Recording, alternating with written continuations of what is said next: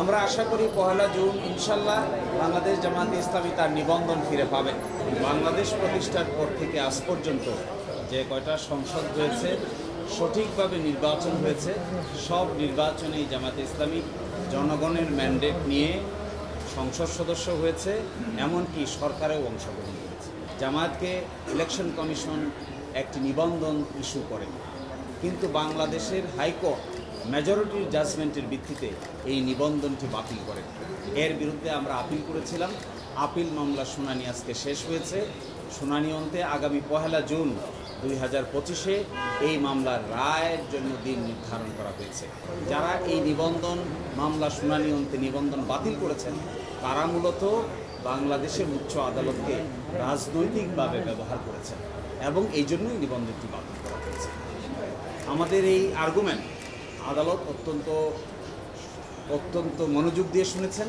আমরা এক্সপেক্ট করব যে আমাদের এই আর্গুমেন্টের ভিত্তিতে আগামী 1 জুন ইনশাল্লাহ জামায়াত ইসলামী তার নিবন্ধন ফেরত পাবে এবং একই সাথে বাংলাদেশের রাজনীতিতে জামায়াত ইসলামী নতুন উদ্যমে নতুনভাবে মানুষের সাপোর্ট নিয়ে মেজরিটির ভিত্তিতে বাংলাদেশের রাজনীতিতে গুরুত্বপূর্ণ ভূমিকা পালন করবে ইনশাআল্লাহ।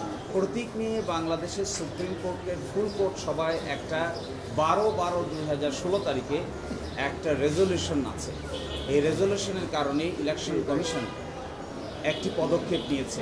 আমরা আদালতকে আজকে একটি ডাইরেকশন চেয়েছি আদালতের কাছে যে এই বিষয়টি প্রতীক তো আর উচ্চ আদালত বরাদ্দ করতে পারে না। প্রতীক বরাদ্দ করার ক্ষমতা হলো ইলেকশন কমিশনের। মাননীয় আদালত যেন এই মর্মে একটি অবজারভেশন দেন যে এই ব্যাপারটি যেন ইলেকশন কমিশন উপযুক্ত সময়ে উপযুক্ত সিদ্ধান্ত নেন, এই মর্মে আমরা ডাইরেকশন চেয়েছি। আমরা আশা করি পূর্ণাঙ্গ রায়ে এই মর্মে ডাইরেকশনও উচ্চ আদালত কর্তৃক দেওয়া হবে। যেমন দাঁড়িপাল্লা প্রতীক বাংলাদেশ জামায়াতে ইসলামী ব্যবহার করছে অনেক আগ থেকে, আর আমাদের সুপ্রিম কোর্টে দাঁড়িপাল্লা প্রতীক আসছে 1972 সাল থেকে।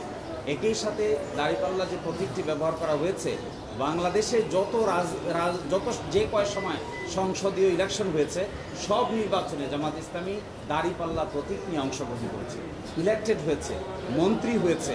ফলে জামায়াত ইসলামীর সাথে দাঁড়িপাল্লা প্রতীক ওতপ্রোতভাবে জড়িত। মানুষ শুধু রাজনৈতিক দল দেখে না, সাথে সাথে রাজনৈতিক সিম্বলটাও দেখে, প্রতীকটাও দেখে। সেই জন্য আমরা বলছি যে শুধুমাত্র রেজিস্ট্রেশনই যথেষ্ট নয়, তার সঙ্গে ইলেকশন কমিশন যেন আমাদেরকে দাঁড়িপাল্লা প্রতীকটি বরাদ্দ করে এই মর্মে উচ্চ আদালত থেকে আমরা অবজারভেশন চাই। লিখিত আকারে আমরা অবজারভেশন চেয়েছি। আদালত আমাদের সাথে আপাত অর্থে কোর্টের গেস্টার অনুযায়ী মনে হয়েছে এই অবজারভেশনও পাবো ইনশাল্লাহ। এটা একটা কনফিউশন। ফুল কোর্টের রেজলিউশন কোনো বিচার বিভাগীয় সিদ্ধান্ত নয়, কোনো বিচারিক সিদ্ধান্ত নয়। ফুল কোর্টের রেজলিউশন একটা প্রশাসনিক সিদ্ধান্ত। এই প্রশাসনিক সিদ্ধান্ত প্রশাসনিকভাবে নেওয়া হয়। আর আজকে আমরা আদালতের কাছে অবজারভেশন চেয়েছি। বাংলাদেশের সুপ্রিম কোর্ট সর্বোচ্চ আদালতের পক্ষ থেকে এই মর্মে অবজারভেশন দিতে আইনগত কোনো বাধা আমরা দেখি।